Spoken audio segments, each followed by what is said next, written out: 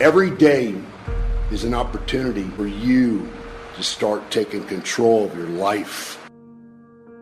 Didn't do the things you said you were going to do at the beginning of the day. It doesn't matter anymore because the time is gone. You can't get it back, and you got to get some sleep, man. You got to go to dreamland. President Abraham Lincoln was also thinking of bold action 150 years ago when he said, "The dogmas of the quiet past are inadequate to the stormy present. As our case is new, so we must think anew and act anew. We must disenthrall ourselves, and then we shall save our country." He was speaking before the U.S. Congress to confront the defining issue of his time, slavery. Everyone knew it had to end, but no one had the political will to stop it. Remarkably, his words ring as true today when applied to the defining crisis of our time, climate change. As a UN messenger of peace, I have traveled all over the world for the last 2 years documenting how this crisis is changing the natural balance of our planet. I have seen cities like Beijing choked by industrial pollution, ancient boreal forests in Canada that have been clear-cut, and rainforests in Indonesia that have been incinerated. In India, I met farmers whose crops have been literally washed away by historic flooding. In America, I have witnessed unprecedented droughts in California and sea level rise flooding the streets of Miami. In Greenland and in the Arctic, I was astonished to see that ancient glaciers are rapidly disappearing, well ahead of scientific predictions. All that I have seen and learned on my journey has absolutely terrified me. There is no doubt in the world scientific community that this is a direct result of human activity and that the effects of climate change will become astronomically worse in the future. You know that climate change is happening faster than even the most pessimistic of scientists warned us decades ago. It has become a runaway freight train, bringing with it an impending disaster for all living things.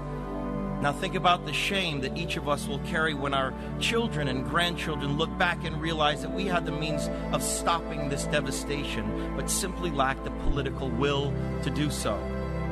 Our planet cannot be saved unless we leave fossil fuels in the ground where they belong. Massive change is required right now, one that leads to a new collective consciousness, a new collective evolution of the human race, inspired and enabled by a sense of urgency from all of you. We all know that reversing the course of climate change will not be easy, but the tools are in our hands if we apply them before it is too late. Now is the time for bold, unprecedented action. It is time to ask each other, which side of history will you be on?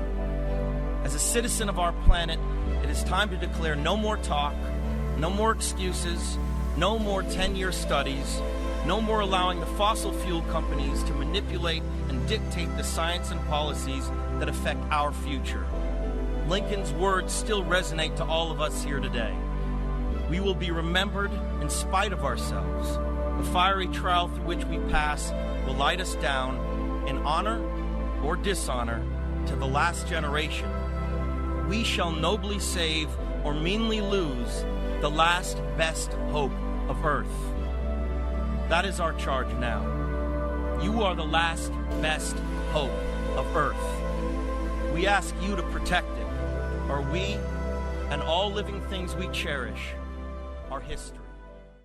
35 years of lifting weights, and open heart surgery, dying 3 times on the operating table, CT.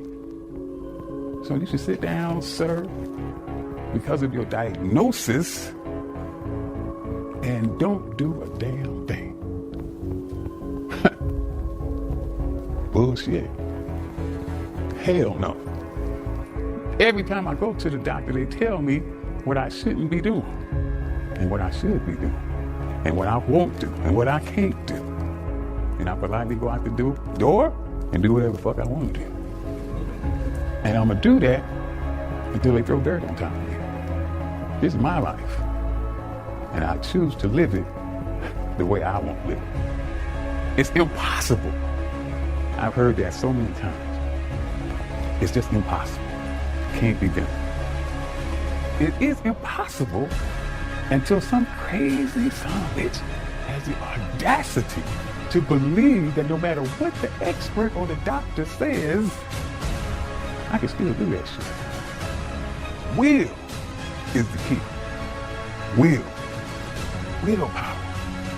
Anytime that you give your best effort, that you give everything that you possibly can give, there is satisfaction in knowing that I did my absolute best.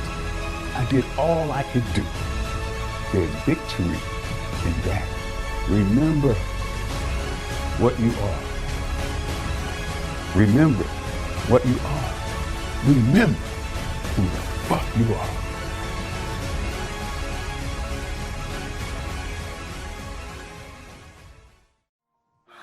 But this was unlike anything we could have imagined. One of the things Paul did, at the end of the day, he comes into my trailer, he says, "What's up? I know you too well. What's going on?" And I didn't want to tell anyone in California. I didn't want anyone to know that I was about to have a baby. But I told him, I said, "I'm going to tell you something that nobody knows. Her water broke, and I'm about to have a baby. And I have to go to the hospital now." And I can remember just like yesterday, he said that to me. He said, "A lot of tough guys will tell you to wait in the hallway. Don't go in the delivery room." And he said, "But Vin, go into that delivery room, be present, and cut that umbilical cord, and it will be the best day of your life." And so I did that. And it was... I don't know what that dream is that you have. I don't care how far-fetched it might appear to be. I don't care how disappointing it might have been as you've been working toward that dream. But here's what I know. That dream that you're holding in your mind, that it's possible. What if all of us took that attitude after we face a rejection and a no, or we have a meeting and no one shows up, or somebody say, "You can count on me," and they don't come through? What if we have that kind of attitude? The car's repossessed. Nobody believes in you. You've lost again and again and again. The lights are cut off, but you're still looking at your dream, reviewing it every day, and say to yourself, "It's not over until I win." Dollars in the bank, and like I said, I had to sell my dog, and things were not looking very, very good. My $40 car had just blown up, so I was taking a bus to work. I had no film history, no real film knowledge. I was just working from, I guess, instinct, and I knew this was like the moment of truth. And they said, "Sylvester, you ready?" I said, "No, but Rocky is." Because so often I had gone to fight films or sporting films. "Yes, we're going to go out there, we're going to knock them out, you're going to win." I said, "No, because I'm not going to win. I'm going to get destroyed. But if I can just be lucid, if I can still be standing on my feet, you know what, then life isn't so bad." And I think, again, symbolically, at the very end of our lives, if we can still say, you know, we were never humbled, we were knocked down, but we got up, and I can say, I lived life with integrity, and I took all the blows, and I still prevailed, I think that's a good epitaph for anyone, and that's what I tried to capture in this film. But more importantly, you can't be alone.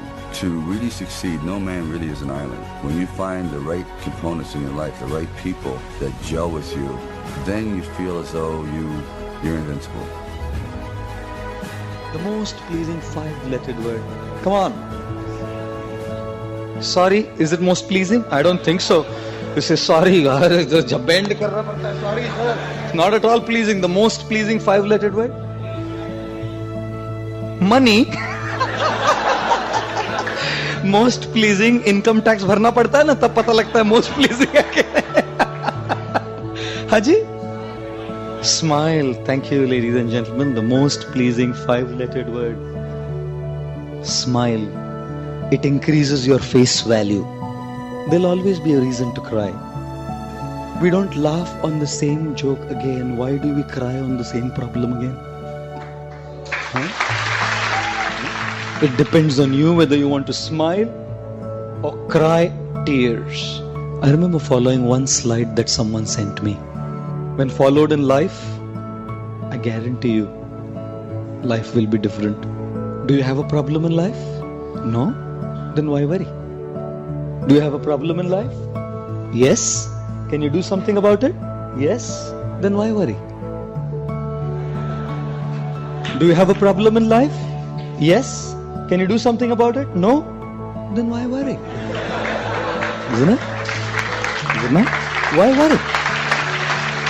Why are we constantly bogging our minds down with anxiety?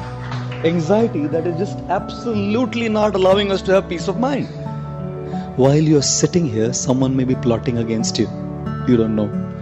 While you're sitting here, someone may be backbiting and sending a wrong email against you. You have control over it? Control over one thing. To smile.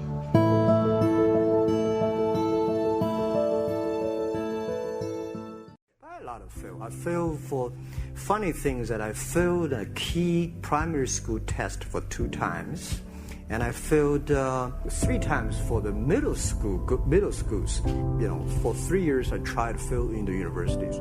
So I applied jobs for 30 times, got rejected. I went for a police. They said, no, you're not good. I went to even the KFC. When KFC came to China, come to my city, 24 people went for the job. 23 people were accepted. I was the only one guy. And we went for police. 5 people, 4 of them accepted. I was the only guy that I received it.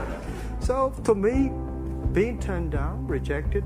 Oh, by the way, I told you that I applied for Harvard for 10 times, rejected. I know I'll be rejected. I just want to say that. Yeah, sorry now. I think we have to get used to it. We're not that good. Even today, we still have a lot of people reject us. I don't think in this world there are a lot of people be rejected more than 30 times. If we, the only thing we never give up, the only thing we're like a Forrest Gump. We keep on fight. We keep on changing ourselves. We don't complain.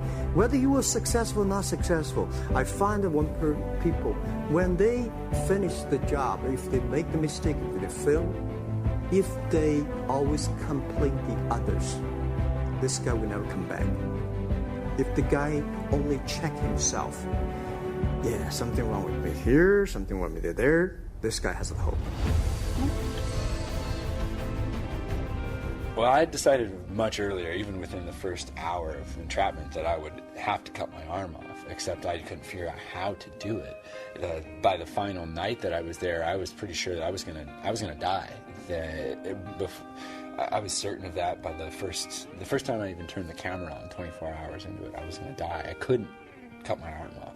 I would either bleed to death before I could get to medical help, and then I realized the knife isn't sharp enough to get through the skin, and then it isn't sharp enough to get through the bone. There's the vision as I had of a little boy who comes running over to me as I saw this kind of in a dreamlike moment of the 6th day, the 5th night that I was there. That it was dark in the canyon, but I saw myself leave and go into a living room, and here I scoop up this little blonde-haired boy, and as I know that this is my future son. Here he is, and I'm looking him straight in the eyes, and then it was the epiphany of realizing that I could break the bones of my arm. I didn't have to cut through them with the knife. I could break them, and from that point, it was just this smile. Still today, I look at it, and I wouldn't change anything. That wouldn't take a sharper knife, wouldn't have a jacket, wouldn't take more water. It had to happen the way that it happened. To me, it's all been a blessing. But the gift of it is that it draws me out of my daily experience into a place of appreciation and gratitude.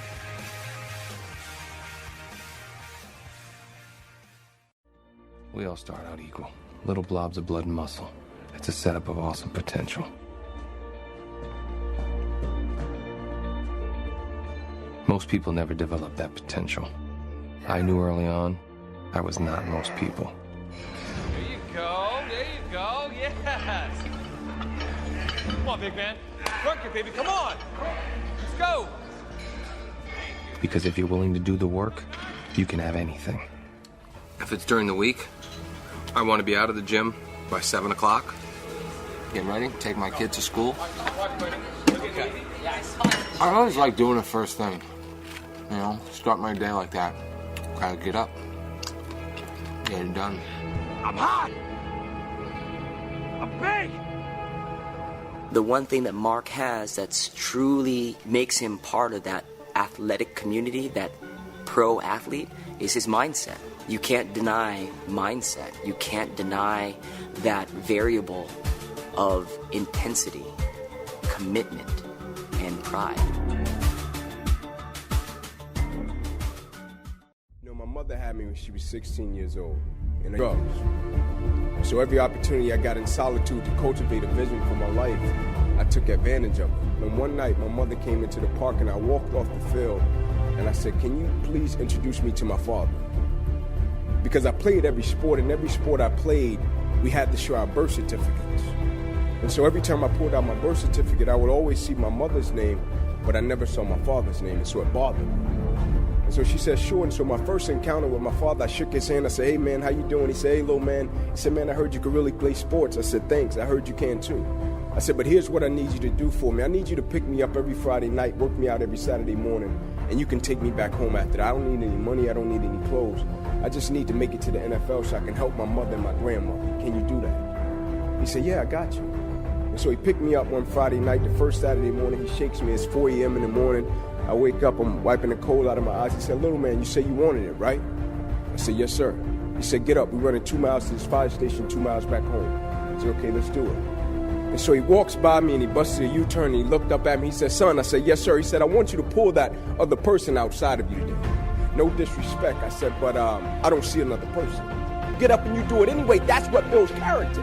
And he said, "I need you to understand the concept that there's another person on the inside of you, because one day in your life you will face something that's a lot tougher than you, and your strength and your drive and your commitment and your work ethic won't do it. You will have to realize that it's something on the inside of you that's greater than anything that life can throw at you." And immediately I got it.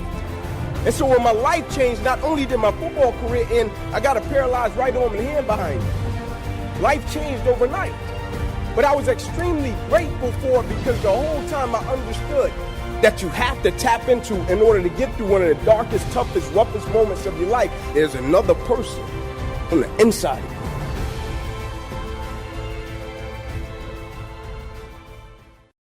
Let me give you the ABCs of me. I don't take meetings, I set them. And my respect isn't demanded, it's earned. That's only 2 things. What's C? C is for people who show me they know A and B. Life is this. I like this. Look, you were giving me shit this morning because I come and go when I want to. You know why I can do that? Because when I got here, I dominated. They thought I worked 100 hours a day. Now, no matter what time I get in, nobody questions my ability to get the job done. Get it through your head. First impressions last. How's that detonation coming? Long fuse. Is that your way of telling me that it's never going off? Well, if it doesn't, you could always have James Bond take care of it for you. Harvey Specter, you don't need to watch game film. Do you know who's watched more game film than anybody? No, who? Michael Jordan. So how do you know that? You don't believe me? Let's call him.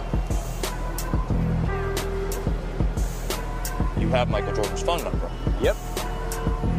If I hit this button right here, I call Michael Jordan. It's kind of how a phone works. I'm not gloating. I'm merely recognizing the fact that you completely changed your mind based entirely on what I said. Which is gloating. Potato, potato. But as long as you're going to think of it that way, I might as well point out that since you listened to my lecture, maybe you should start calling me Professor. I'm going to start calling you unemployed if you don't figure out a way around using Gerard's alibi. We have a decision to make. There is no decision. We need to cut a deal today. You know what? That's the difference between us, Allison. You want to lose small. I want to win big. I want to win big.